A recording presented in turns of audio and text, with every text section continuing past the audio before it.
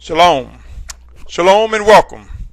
This is Man's Final Steps, a continuing series to those who would be among the ranks of the 144,000 and multitude that will come out of the great tribulation, as mentioned in Revelation 7th and 14th chapter. Today is January 9th, 2014. My name is Symmanayah. And in this segment of the continuing series, it is entitled, Face with the Unbelievable. My brothers and sisters, we will definitely be faced with the unbelievable in the coming days, if not already. I want each of you to strongly consider what I call the Amos sequence, extracted from Amos' 4th chapter, which reads as follows. This is the 4th chapter of Amos, verses 6 through 12. And I also gave you cleanness of teeth in all your cities, and a lack of bread in all your places, but you did not turn back to me, declares Yahuwah. And I also withheld rain from you 3 months before the harvest. Then I would send rain on one city and on another city. I will not send rain from one city. One part was rained upon, and where it did not rain, the part would dry up. Then 2 or 3 cities would wander to another city to drink water, but they were not satisfied. But you did not turn back to me, declares Yahuwah. I have smitten you with the blight and mildew. The creeping locust devoured your many gardens, and your vineyards, and your fig trees, and your olive trees. But you did not turn back to me, declares Yahuwah. I have sent among you a plague in the way of Mitzrayim. I have slain your young men with a sword, along with your captured horses, and I made the stench of your camps come up into your nostrils, but you did not turn back to me, declares Yahuwah. I have overthrown some of you as Elohim overthrew Sodom and Amorah, and you were like a burning stick plucked from the burning, but you did not turn back to me, declares Yahuwah. Therefore I am doing this to you, O Yasharal, and because I do this to you, prepare to meet your Elohim, O Yasharal. Now consider the sequence here, my brothers and sisters. We see famine in the words where food was scarce. We see drought in the words where rain was withheld. And we see disease and pestilence. Now I invite you to examine the 24th chapter along with the 6th chapter of Revelation. And I ask you, once you read this, do you see a correlation in or similar sequence predicted during these last days, these end times? I submit to you, they will indeed, and it has begun. Here are some things that I presented which many may dismiss because of their understanding of scriptures regarding these matters. Only a sample of what I've presented all too often in many of my presentations. That is the statement that there will be a rise in chaos. It will be a time of civil unrest. A time of economic collapse is coming. We will see increased whirlwinds and storms, both natural and man-made. There will be an emerging time of humbling events and conditions for those who are being refined and perfected according to the Most High's instructions. Soon there will be forced transition and movement and more. Yes, these may seem to be the unbelievable. What I am presenting to you puts you in a situation where you may indeed be faced with the unbelievable. There are those who would take a stance that these are my opinion or that I am speculating what is to come. Let us ask ourselves questions regarding what is written in scriptures, and while doing so, consider there will be benefits and or consequences regarding what is mentioned. We are told to be mindful of the signs of the times. My brothers and sisters, it would be wise to identify the linkage regarding end time prophecies, for every minute detail is not written in scriptures. I am absolutely not referring to false flag events or types and shadows or erroneous interpretations of latter-day prophecy. One specific clue or bit of information is that, factually speaking, our global population is outpacing the speed in which we are able to produce enough food to feed everyone. Famine is on the rise and it is increasing. Adding to these conditions, fresh water is becoming scarce across the globe due to drought and or man's greed, resulting in polluted waters that were once consumable. Food and fresh produce will become scarce over the coming days. Adding to these conditions, fresh water is becoming scarce like never before. My brothers and sisters, food and water are paramount to man's survival, and many scientists have begun using words like we have reached a tipping point. Peak levels have arrived.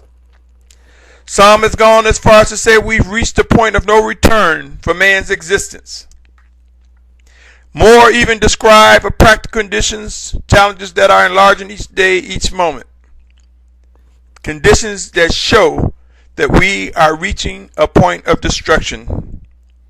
If we did not have a miraculous intervention, man would become extinct in a matter of years, possibly less than 25 years, maybe even less. The rate of degradation on this planet regarding food and water is increasing at an alarming rate. I say hallelujah. We who are of the Most High Father Yahuwah and who have accepted Yahushua as Mashiach as Messiah, we realize that He has a plan and that the plan of the Most High was established from the beginning by He who is the beginning and the end, who is alive and who is indeed demonstrating that His words are being fulfilled. End time prophecies are indeed unfolding. With that said, allow me to submit to you questions regarding the 7 things I mentioned, of which may be considered among the unbelievable. If scriptures talk of famine, do this not mean that there will be a food shortage? And if people are starving beyond measure, what do you think people will do if no one gave them food? So could famine result in chaos breaking out? People desperate for food, stealing, taking, robbing, killing for food?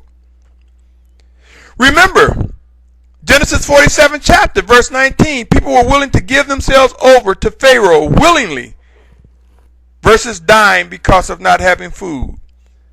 And if a person is willing to give themselves over to slavery, what do you think a slave master will ask of his or her slaves? Do you think if there is food shortage, wild animals, insects, and any living creature will begin searching for food one way, shape, or another? Could this fuel widespread pestilence and disease? People eating food that's not good for them, that's making them sick. Yes, famine will bring chaos. Do you think in the rise of starvation as a result of famine, police, government officials, and other civic employees will be worried about their jobs if massive hunger erupted? Will we still witness civil order in the midst of hundreds of thousands of people starving? Is it possible that money, gold, and other precious metals, diamonds, etc. would become worthless? It would become worthless in the midst of people who are more concerned about finding food.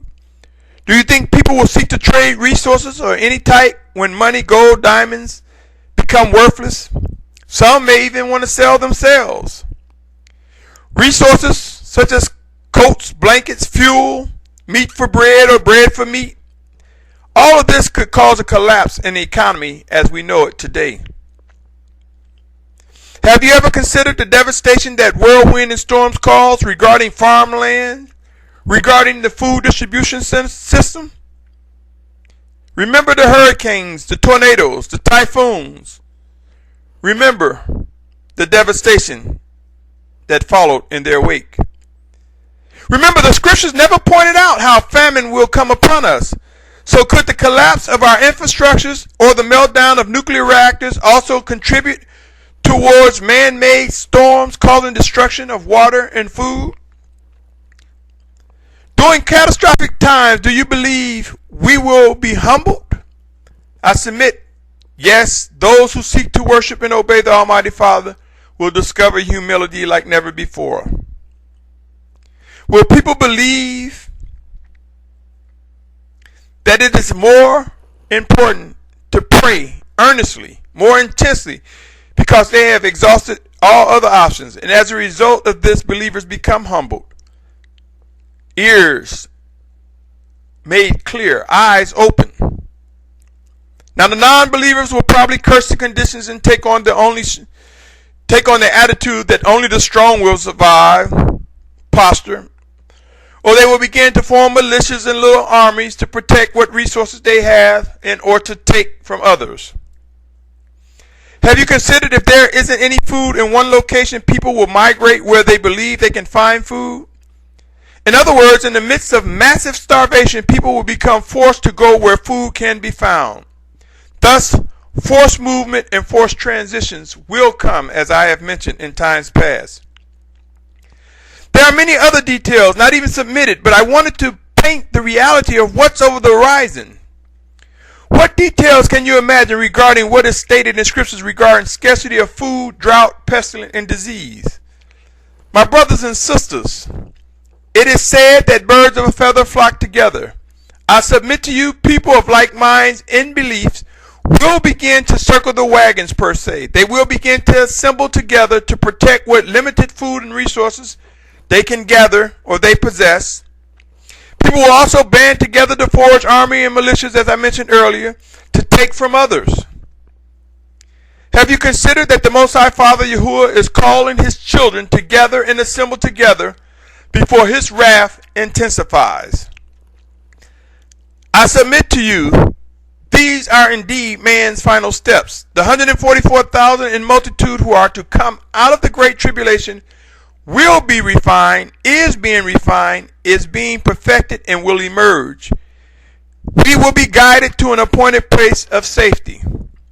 Unbelief and rebellion will be one of the largest obstacles among believers. Remember, the Almighty Father does not need our permission to execute his plan. Orders, commands, reproof, judgment, and much more will cause his chosen to fall in line, to fall in sync, to be obedient, and get into place. I further submit this process will occur over time. Prepare to receive orders and commands. Prepare to be humbled. Prepare for eyes to become clear and ears to be open. Yes, we are faced with the unbelievable. I assure you, among the ranks of the 144,000 in multitude, we will witness a functioning group who are able to respond obediently when faced with the unbelievable. My brothers and sisters, remember, the assignments will be huge, the necessary tasks will be many, and they will come to be with precision and discipline as guided by the Spirit of Yahushua. Frivolous and unfruitful debates and arguments and conversations will come to naught among those who earnestly seek to worship and obey the guidance of the Spirit of Yahushua. Pray, my brothers and sisters. Pray, watch, study, and seek to discern every step along this journey, for they will be filled with complexity and major challenges. Nevertheless, the results will end with scriptures being fulfilled. Are you faced with the unbelievable? Have you prayed or decided how to navigate forward when faced with the unbelievable? No one living will be exempt nor void of being faced with the unbelievable. We will each face times when we must seek to discern and understand, lest we find ourselves in much heartache and much pain.